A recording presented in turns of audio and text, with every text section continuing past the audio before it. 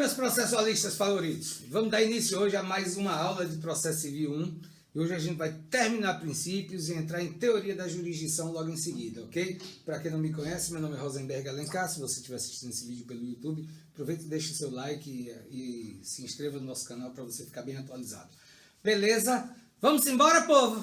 Vamos embora? Olha só, terminamos praticamente... Bom, a primeira unidade foi toda concluída. Puxei princípios, uma parte para a primeira unidade, para que a gente pudesse dar uma adiantada, certo? Ah, tá, e para quem não sabe, essa aula é uma aula ao vivo, e é uma aula para o curso de férias de Processo Civil 1 da FACAP, segunda ementa da nossa instituição. Então vamos embora, vamos terminar hoje princípios, a segunda parte. Claro, obviamente a gente não vai ver tudo sobre os princípios aqui no curso de férias, só no livro de Donizete são cerca de 34 princípios, divididos os primeiros 20 nos processuais constitucionais, e os outros que foram abraçados pela doutrina e pela jurisprudência como sendo princípios que favorecem, que auxiliam no processo civil, ok? São princípios básicos aí da norma processual. Então, vamos terminar princípios, que é para a gente sair um pouco dessa parte tão teórica e dar uma caminhada maior, né, no nosso curso, ok? Vamos embora? A gente tinha parado aqui. Agora a gente vai falar sobre um princípio importantíssimo, que é o princípio da cooperação dos sujeitos do processo. entre os sujeitos do processo ou dos sujeitos do processo. Esse princípio, turma, ele está relacionado no artigo 6º e me parece também no 386, 356 do CPC, não me recordo agora qual é o outro não. Faz uma pequena abordagem sobre o assunto. Só que o que acontece é o seguinte. Antes se falava sobre o princípio da cooperação entre as partes, quer dizer, as partes tinham obrigações, as partes tinham deveres, as partes tinham que se dedicar, as partes tinham que fazer tudo, basicamente, dentro de um processo. Estão conseguindo me ouvir bem aí? Então, Ian, está todo mundo ouvindo bem aí do outro lado? Tá beleza o áudio? Tá beleza, professor. Ótimo, beleza, então vamos embora. Então, o que acontece? Antigamente, basicamente... Coitado do advogado, coitadas das partes é que tinham as obrigações de satisfazer as necessidades do judiciário. Hoje a coisa mudou. Vamos botar em mente. Temos um código hoje que foi elaborado por um advogado, não só um advogado, mas uma equipe, né, onde a grande maioria era de advogados. E aí Didier colocou uma coisa muito importante, que foi esse princípio, já tinha, mas não era tão enfático quanto é agora, que é o princípio da cooperação entre os sujeitos do processo. Esse princípio é importantíssimo para o andamento da norma processual. Mas por que, Rosenberg? Por que você disse que ele é tão importante assim? Simples. O que a gente precisa entender? Hoje o magistrado ele possui uma série de deveres. Daqui a pouco a gente vai ver. Foram elencados apenas 5, mas ele possui uma série de deveres. Inclusive o dever de dizer, olha, você precisa fazer isso, mas você tem que fazer exatamente isso aqui. Ele não pode mais simplesmente dizer, olha, eu estou em dúvida em relação a tal fato. Olha, emende a inicial. Gente, vocês não têm noção, não. Até a entrada em vigor do CPC vigente, era uma loucura. Você passava dias ali, você protocolava uma petição inicial, você estava ciente de que o seu trabalho foi feito com maestria, que o seu trabalho foi feito com toda a capacidade profissional, obedecendo o melhor possível da técnica redacional e da técnica processual mesmo, para você empregar a favor do seu cliente, do seu constituinte. E de repente, você estava lá crente esperando, por exemplo, um despacho de uma tutela provisória. Aí de repente você olhava lá, saía um despacho dizendo o seguinte: diga ao autor que emende a inicial. Peraí, o que foi que eu fiz de errado naquela petição? Você se debruçava nos autos daquele processo todinho naquela peça, você olhava para lá, para cá e para lá, você olhava para todo canto e você não conseguia enxergar o que era que você tinha feito de errado. Porque sob sua ótica, você empregou lá todas as técnicas necessárias para que o processo fosse recepcionado, né, tivesse um despacho positivo, né, um despacho inicial positivo, e que o seu pleito de tutela provisória fosse apreciado, e até, claro, quando você pede uma tutela provisória, a sua pretensão é de que seja atendida, é de que seja deferida. Essa é a fundamentação, é a base do seu desejo enquanto advogado. Claro, só vai ser se atender os requisitos da tutela provisória, né? Evidentemente. Deixa eu ver que tem alguém aqui querendo entrar. Ok. Seja bem-vindo à nossa sala, Luciene. Então, o que é que acontece? Você fazia tudo isso e você não sabia o que era. Muitas vezes você era obrigado até a ir para o fórum, ir ao fórum, chegar lá, bater na portinha da sala do magistrado, e quando ele queria atender, ótimo, senão você só despachava com o assessor. E, Excelência, pelo amor de Deus, o que é que Vossa Excelência quer que eu emende aqui? O que é que Vossa Excelência quer que eu emende aqui? Isso era difícil, porque muitos magistrados são inacessíveis, outros não, outros são uma maravilha. A gente tem alguns que são excelentes aí nesse quesito atendimento ao público, ao advogado, às partes e tudo mais. Já aconteceu comigo, não sei se eu já comentei com vocês, mas já aconteceu comigo, de eu ter um despacho desses e eu me dirigi ao fórum, excelência, olha, pelo amor de Deus, me diga o que está de errado aqui. E o juiz analisa, doutor, o senhor sabe? Não, eu não sei, se eu soubesse eu não estava aqui. Então, já que o senhor quer que eu emende, eu quero que o senhor me diga, por favor, o que é que está falhando aqui. Ah, mas não é minha função, sim, não é, mas vamos debater o processo? E depois ele analisa e diz, não, realmente, e revogar o despacho. Quer dizer, era uma coisa sem sentido. Hoje, de acordo com esse princípio da cooperação entre os sujeitos do processo, água, a maravilha de estar em casa. E aí o que é que acontece? Hoje, quando o magistrado diz emende a inicial, ele tem que chegar e dizer emende a inicial fazendo isso, isso e isso. Por quê? Porque é o princípio da cooperação dos sujeitos do processo. Dos sujeitos do processo. E aí o que é que ele nos diz? Olha só, o processo deve, pois, ser um diálogo entre as partes e o juiz, e não necessariamente um combate ou um jogo de impulso egoístico. Esse texto que Donizete nos traz, ele nos remete à seguinte ideia, olha só, a qualquer momento você pode fazer a autocomposição de uma ação judicial. Isso é o básico, isso é o fundamental. Vocês vão ver mais adiante, quando a gente verificar que o processo é algo secundário, que na realidade o socorro ao judiciário deve ser a última opção, a ratio última, a última ratio, que é para que a gente tente, primeiro, todos os meios consensuais de resolução do conflito, inclusive os métodos administrativos, procurar a outra parte, tentar conciliar, tentar chegar a uma composição antes de buscar o judiciário. Acreditem ou não, mas tem pedidos inócuos, pedidos absurdos dentro do judiciário, sabe? Tem pedido de execução de R$20 de pensão alimentícia, de R$10, que poderiam ser resolvidos, né? Claro, quando a gente fala em 20, R$10, talvez na minha realidade, na sua, seja alguma coisa muito insignificante, muito irrisória. Para o judiciário termina sendo, porque o custo de um processo, não importa se ele é R$1 ou R$1 milhão, o custo de um processo é o mesmo. Seja bem-vinda, Júlia. O custo de um processo é o mesmo, não importa se o valor da causa é R$1 ou é R$1 milhão, a mobilização do judiciário é a mesma. Então, por isso que existem todos os meios consensuais de resolução de conflitos, para que a gente possa tentar resolver, solucionar as situações antes de adentrar na esfera judicial, antes de se socorrer do judiciário para isso. Deixa eu dar uma equalizada aqui no vídeo, porque eu acho que eu fiquei escuro demais. E o que é que acontece diante dessas situações? Então, a realidade do judiciário é essa, é buscar-se a jurisdição como última opção. Primeiro, tentar resolver, tentar solucionar todas as situações, para depois se socorrer do judiciário e travar-se o combate propriamente dito. Então, essa questão do combate, do embate, do conflito judicial, essas situações todas, elas podem ser evitadas se você trabalhar, antes de tudo, os meios consensuais de resolução de conflitos. E aí, ele não deve ser um jogo de impulso egoístico, ou seja, eu vou me utilizar das maiores manobras para poder travar o processo, para poder não deixar andar e não sei o que. A gente sabe que isso acontece. Inclusive, tem até uma historinha que eu quero contar para vocês, para a gente animar o dia. Bora-se embora? Vamos lá.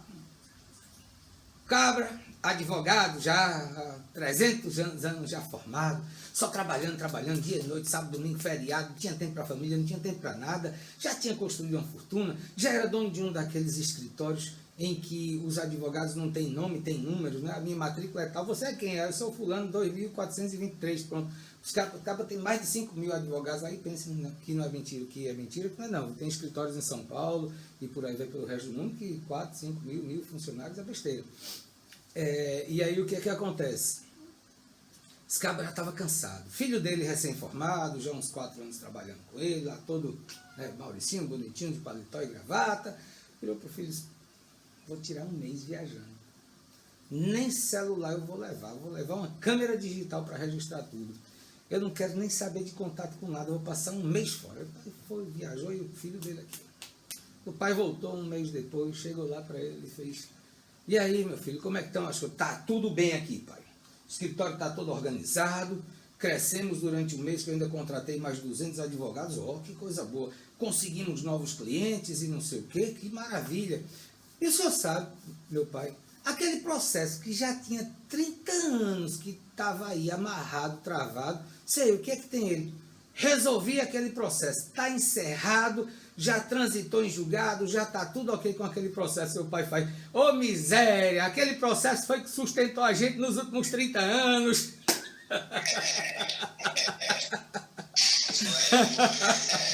Isso é uma afronta ao princípio da cooperação entre os sujeitos do processo, concordam? Isso ainda não sabia. Então, o que é que nos diz esse princípio? O que é que Donizete nos fala? Ele diz, olha, o juiz ele tem que trabalhar com a marca da equidistância e da imparcialidade, a qual não pode ser comprometida por qualquer promiscuidade com as partes. Por outro lado, o dever do advogado é a defesa do seu constituinte. Observem, a gente tem o dever de cooperação entre as partes, mas a gente, enquanto advogado, a gente não é imparcial. Ao contrário, nós somos altamente parciais, porque nós temos o dever de nos envolver com a defesa e com os interesses do nosso cliente. Então, nós somos dotados de parcialidade. A gente tem a paixão pela coisa, a gente tem um envolvimento com a coisa, porque a gente quer o resultado da coisa favorável ao nosso cliente, né, ao cliente da gente. Por outro lado, o dever do advogado é a defesa do seu constituinte. A rigor não tem ele compromisso com a realização da justiça. Conseguem compreender o teor desse conceito de Donizete, desse texto de Donizete? A gente não tem o compromisso a rigoroso com a realização da justiça. Por quê? Porque muitas vezes quem está errado numa situação vence uma demanda judicial. Vence porque conseguiu produzir provas mais contundentes, vence porque conseguiu instruir perfeitamente o processo, conseguiu fazer uma boa audiência de instrução, então obtém êxito. Ah, mas poxa, fulano não devia e mesmo assim perdeu o processo e vai ter que pagar? Poxa, ele não devia sim, mas aí ele faltava alguma coisa, talvez até o título, a comprovação da quitação do título. Ai, que coceirinha no nariz, gostosa. Mas passou, consegui segurar o espirro, eu acho. Pelo menos por enquanto. Enfim, o que é que ocorre?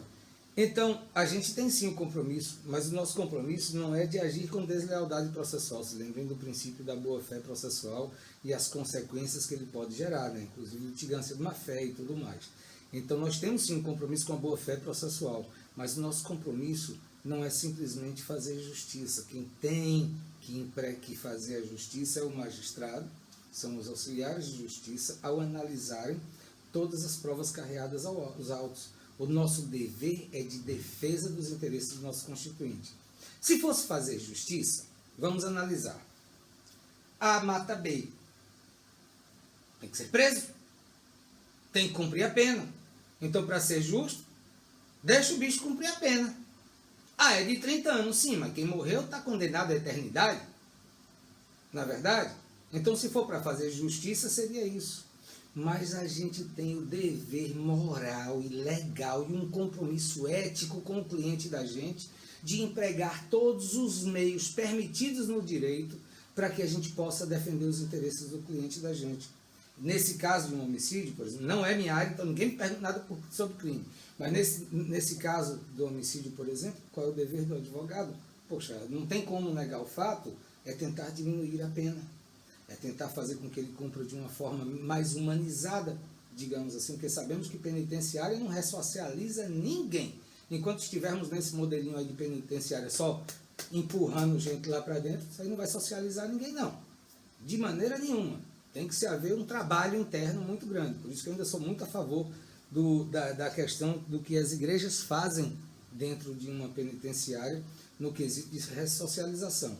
Isso aí, os índices mostram que a ressocialização nesses casos, a reincidência é muito menor de quem frequenta lá dentro uma entidade religiosa do que quem não frequenta. E aí, Matheus, quer falar?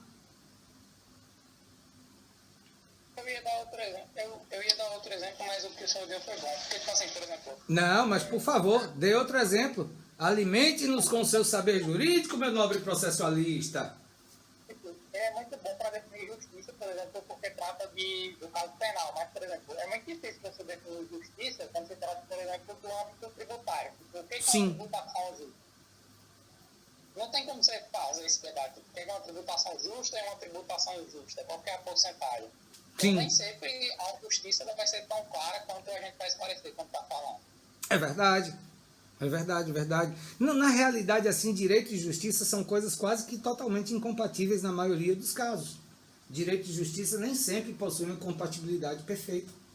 Às vezes, geralmente, são coisas muito incompatíveis. O que a norma jurídica reza, ou melhor, o que você consegue provar se utilizando de determinada normatização jurídica, é totalmente contrário àquele seu próprio conceito de justiça. Não é verdade? Isso. Beleza, beleza. Valeu a participação. Por favor, gente, façam como o Matheus aí. Participem, por favor. Então, continuando, só para terminar, o advogado deve empregar toda a técnica que as postulações do seu cliente sejam aceitas, para que as postulações do seu cliente sejam aceitas pelo julgador. E isso não significa dizer agir com deslealdade processual. Não! Você vai se utilizar do que a norma processual fala, do que a jurisprudência fala, do que os precedentes judiciais falam, do que a jurisprudência, já falei? Já pronto. Do que a doutrina fala a respeito. Você vai trazer tudo que a boa técnica processual lhe permitir, para que você possa fazer a defesa dos interesses do seu cliente. Quando eu falo defesa dos interesses, entendam, não é contestar. Defender os interesses de alguém é, inclusive, protocolar uma petição inicial, traçando todo o processo que você quer, tudo que você quer naquela norma processual. Ok? Somente a título de leitura mesmo, claro, e de aprendizado, o artigo 6º nos diz que todos os sujeitos do processo devem cooperar entre si para que se obtenha em tempo razoável, olha aí o princípio da duração razoável do processo, decisão de mérito justa e efetiva. Olha aí mais princípios, inclusive, da efetividade. Certo? Simbora pular?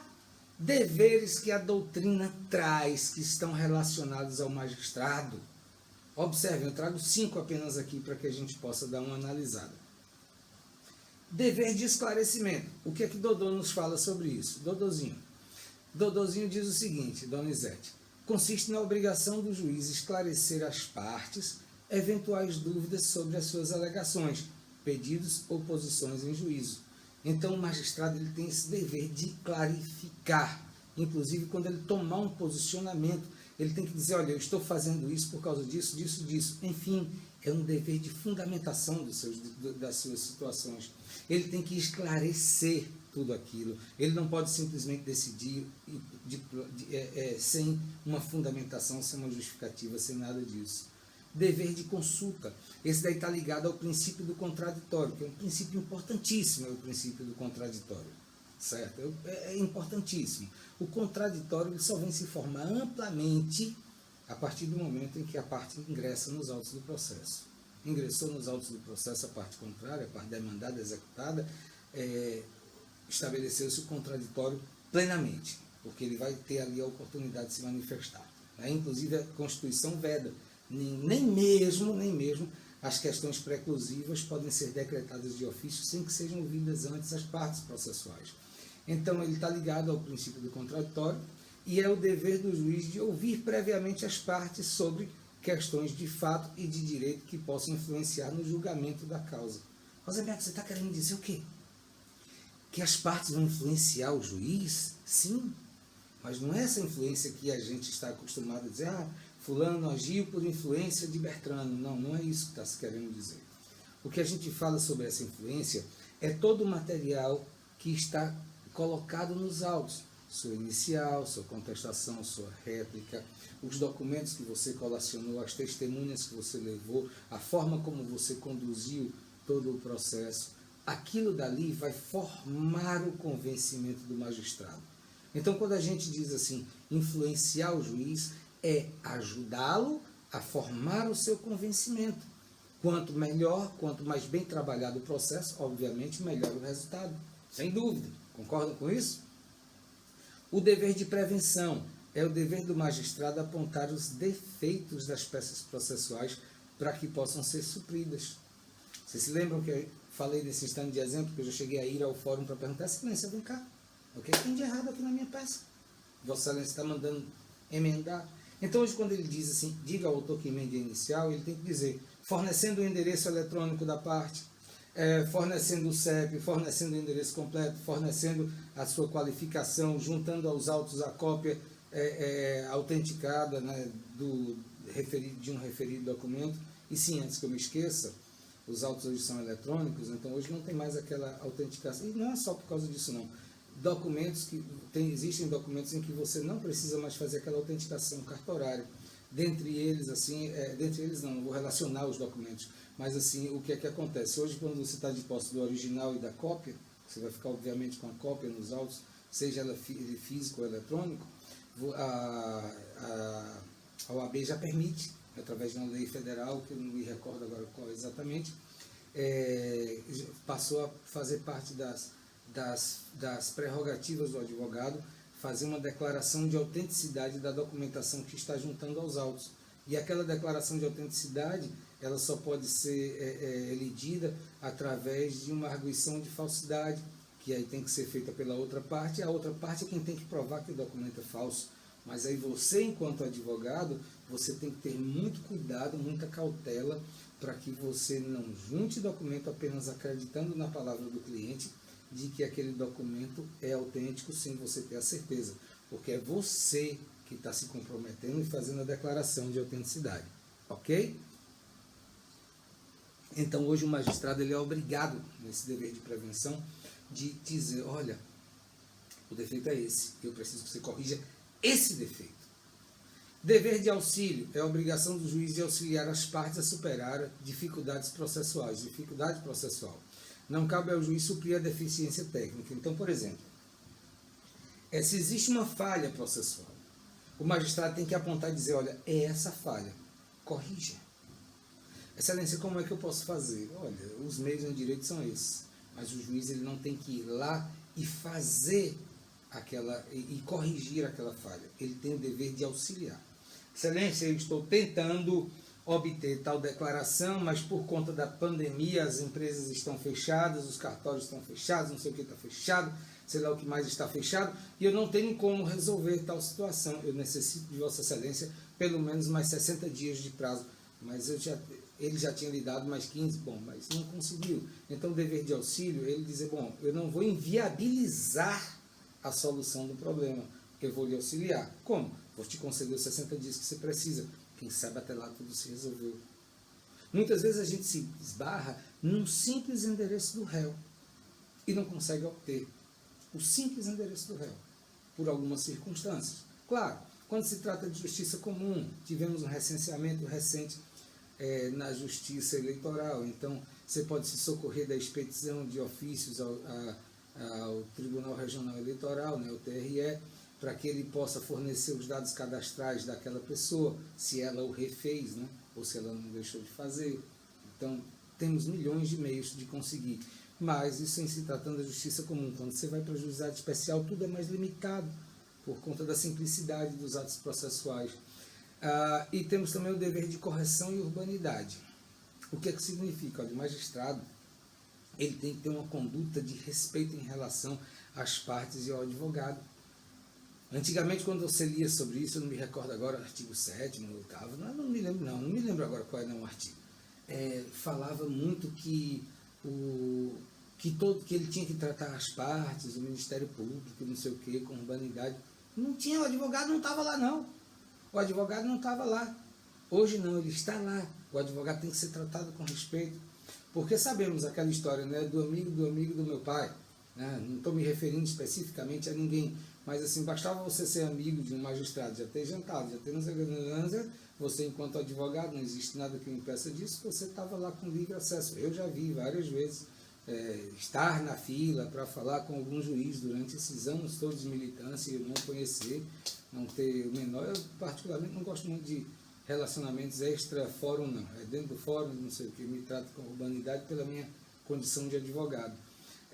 Então, o que é que acontece? Você está lá e de repente chega o outro advogado que é amigo do juiz, que vive na casa um do outro, não sei o que, abre a porta, nem bate, abre a porta e entra, fulano, não sei o que, vai para lá e passa à sua frente, é atendido, interrompe a audiência e faz o escambau. A realidade nós só precisamos ser anunciados de acordo com o Estatuto da OAB, porque nós temos o livre acesso ao magistrado.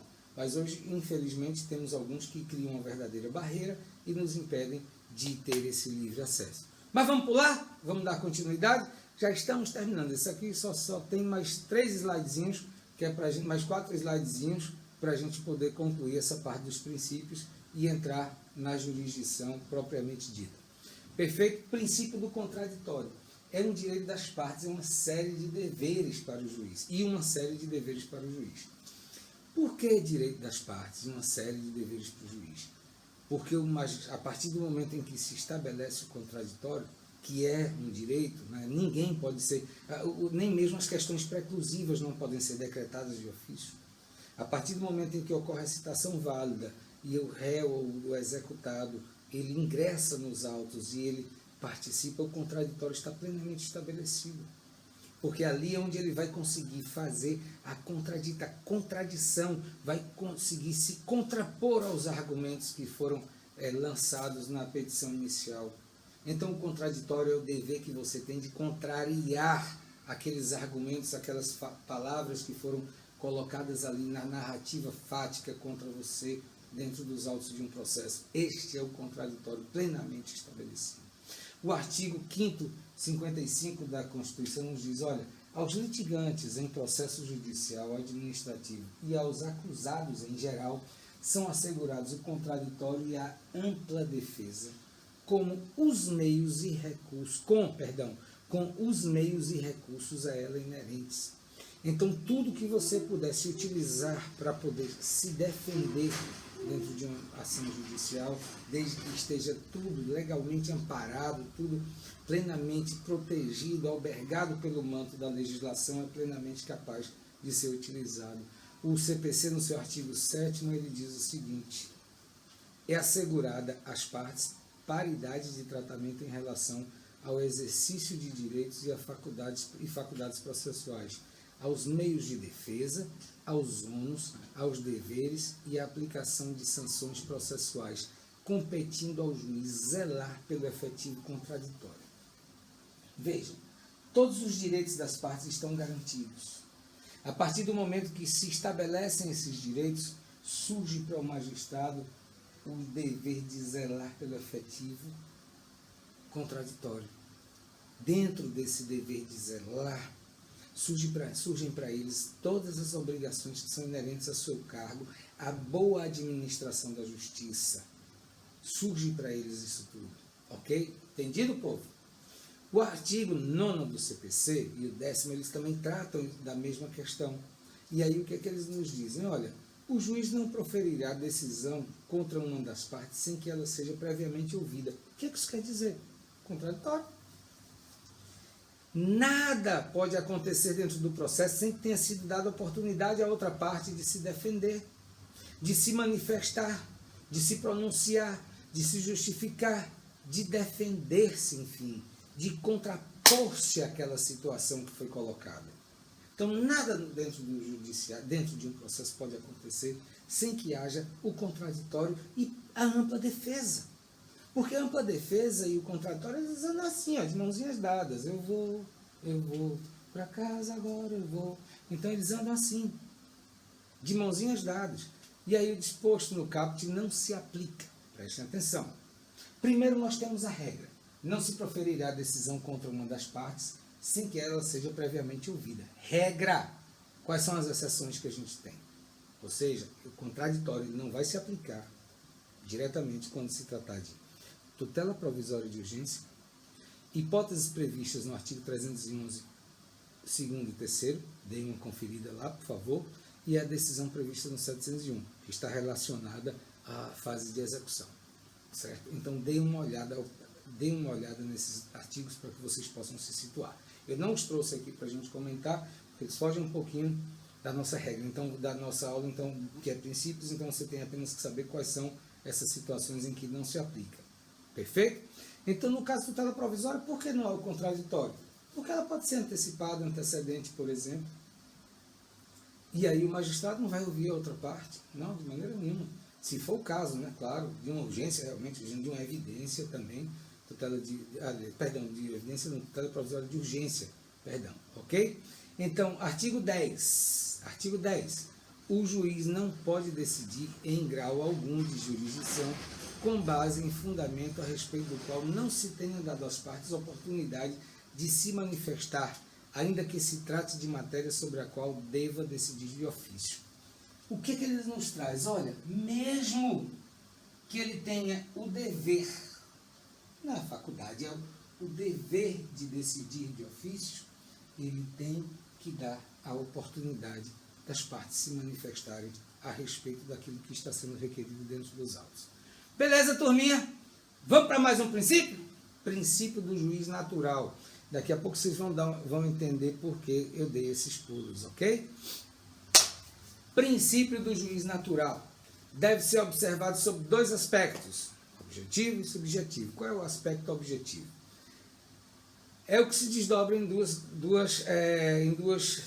garantias básicas, que são a preexistência de órgão jurisdicional, né, que é a proibição do juízo de exceção, de acordo com o artigo 37, todas as vezes tem que olhar com muita atenção para não falar errado, com o inciso 37 do artigo 5º da Constituição. Quem quiser dar uma conferida lá. Então, é proibido o juízo de exceção. Então, tem que haver, o princípio do juízo natural, ele reza que tem que haver um órgão jurisdicional anterior à existência daquele conflito. Não pode existir um conflito hoje e simplesmente dizer, não, vamos criar um tribunal, um órgão jurisdicional para poder tratar daquele conflito especificamente. Isso aí seria o juízo de exceção que é vedado pela Constituição, pela nossa norma constitucional. Então não existe essa possibilidade. Para que haja para que o princípio do juízo natural seja obedecido, tem que preexistir um órgão jurisdicional para existir, já diz, né? É até redundante, mas tem que existir um órgão jurisdicional anterior à existência daquele conflito. Tem que haver respeito absoluto às regras de determinação de competência, de acordo com o artigo 5º, inciso 53. Então, não vou falar sobre essas regras de competência, porque competência é uma aula específica que a gente ainda vai ter, possivelmente gravada até, certo? Então, é uma aula específica. Gente, tá com alguma dúvida? Tá todo mundo aí? Tá? Hoje nosso índice de acesso foi baixo, ó. Só 11 pessoas. Eita, pô, vocês são danados. Ok, tá tudo tranquilo, Matheus? Ok, pronto. Observem que tem aqui um erro gravíssimo. Eu quis escrever imparcialidade e eu escrevi imarcialidade. Então, sei lá o que é que significa isso. Marcialidade deve ser uma coisa, imparcialidade deve ser alguma coisa contrária à Márcia. Né? Me perdoem, é imparcialidade. Princípio subjetivo, que é o da imparcialidade. O que ele diz? É o contrário do que a gente tem. Nós, enquanto advogados, temos o dever, né, de sermos parciais com o nosso cliente, com a causa do nosso cliente, com os interesses do nosso cliente. Com ele não, com os interesses do nosso cliente. Ótimo. E esse princípio subjetivo, ele diz que o juiz e os auxiliares de justiça devem agir de forma imparcial. Por quê? Porque isso pode resultar na nulidade do processo por suspeição ou impedimento. Perfeito? Suspeição e impedimento são institutos que vocês já viram, mas que nós voltaremos a ver no próximo período, então não adianta a gente antecipar isso aqui para a aula de hoje, não. Perfeito? Vamos embora? Para a gente começar a terminar? Chegando ao último slide. Diga aí, Ian. Hello? Oi, professor. Oi. Você falou? Não, eu falei Simbora, povo! Simbora, meus processualistas favoritos! O princípio, os 3 últimos aqui dos que eu selecionei para que a gente pudesse estudar. O princípio da improrrogabilidade, também conhecido pela maior parte da doutrina como sendo o princípio da territorialidade. Ele diz o seguinte, olha, todos os juízes são investidos de jurisdição, mas só poderão atuar naquele órgão competente para o qual foram designados e somente nos processos distribuídos para aquele órgão. Fora de sua função, o juiz é um cidadão comum. Agora, meta isso na cabeça da maioria deles, que eu quero ver. Eu duvido. Então, o princípio da improrrogabilidade ou da territorialidade nos diz o seguinte, olha só, você está restrito, a sua atuação está restrita a esse determinado território, a essa comarca, certo? Vamos tratar de juiz federal, juiz estadual, e especificamente aqueles processos que por distribuição foram colocados sob a sua tutela jurisdicional, sob os seus cuidados jurisdicional, caíram na sua vara, em resumo. Esse é o princípio da territorialidade ou da improrrogabilidade. Beleza? Deu para a gente entender, não é isso? E só ali, no exercício da função dele, é que ele é magistrado. Botou os pés fora, papai, não está trabalhando. Ele é uma pessoa comum, um cidadão como qualquer outro, como eu, como você que é estudante, como o Zé que vende banana na feira, como todos os outros. Princípio da inevitabilidade. Princípio da inevitabilidade. Vocês acreditem ou não, na faculdade eu tive a maior dificuldade de entender isso. Princípio da inevitabilidade, ficava aquele negócio moendo aqui no meu juízo. Uma coisa tão simples, né? Ele significa dizer só o seguinte, olha, acho que talvez tenha sido falha até mesmo de comunicação. Ele significa dizer o seguinte, ó, você não é obrigado não a entrar na justiça. Mas uma vez que você entrou, meu filho, você tem que inevitavelmente aceitar o que vem pela frente. Você tem que aceitar tudo que vier pela frente. Então, Donizete, ele nos traduz da seguinte forma, olha só, ninguém é obrigado, é facultado, é um direito subjetivo da pessoa acionar o judiciário ou não. Mas provocou o juízo, haverá consequências. Uma decisão boa ou ruim para você, não importa, mas será decidido e você não pode, senão ficará desobrigado dela. Você vai ter que obedecer aquilo que foi decidido, aquele comando judicial. Então, Dodô fala, olha, provocada a jurisdição e não sendo requerida a desistência da ação ou implementada a causa de extinção sem julgamento do mérito, não será possível evitar que se profira sentença sobre a relação jurídica controvertida e que sobre essa sentença se recaiam os efeitos da coisa julgada. Sim, gente, preste atenção numa coisa que eu quero chamar a atenção de vocês. Alguns erros acontecem em digitação porque não é nada Ctrl-C, Ctrl-V. Somente os artigos de lei, né? Os textos de lei eu vou lá copio. Claro que não tem sentido ficar copiando. Mas quando eu vou escrever, sejam minhas palavras, ou seja, as palavras de um doutrinador, vira e mexe aí acontece algum erro, alguma coisa, porque eu tenho o hábito de escrever sem olhar para a tela, é para o texto. Então eu escrevo aqui e às vezes eu não sinto quando eu teclo ou eu deixei de teclar alguma tecla específica de uma palavra, então acontece um ou outro erro, ou uma falha como essa, e não sem sendo, porque eu escrevi não sendo e sem querer sair o M aí, bom, enfim, e não sendo requerida. Estão justificados os erros. Princípio da indelegabilidade, muito simples. O princípio da indelegabilidade é o seguinte, ó, velho, tu é responsável pelo processo. Caiu na sua mão, é você quem tem que cuidar. Você não tem como passar as suas funções para outra pessoa qualquer ou para outro órgão. Caiu na sua mão, é você quem tem que cuidar. A não ser, claro, sejam os casos, as hipóteses de impedimento ou de suspeição, em que o magistrado vai realmente passar para outrem as suas prerrogativas, justificando. Tudo tem que ser fundamentado. Ok, meninos e minas, essa primeira parte da aula fica aqui, mas não sai daí não, que a gente vai começar agora a jurisdição, viu? Agora tem jurisdição.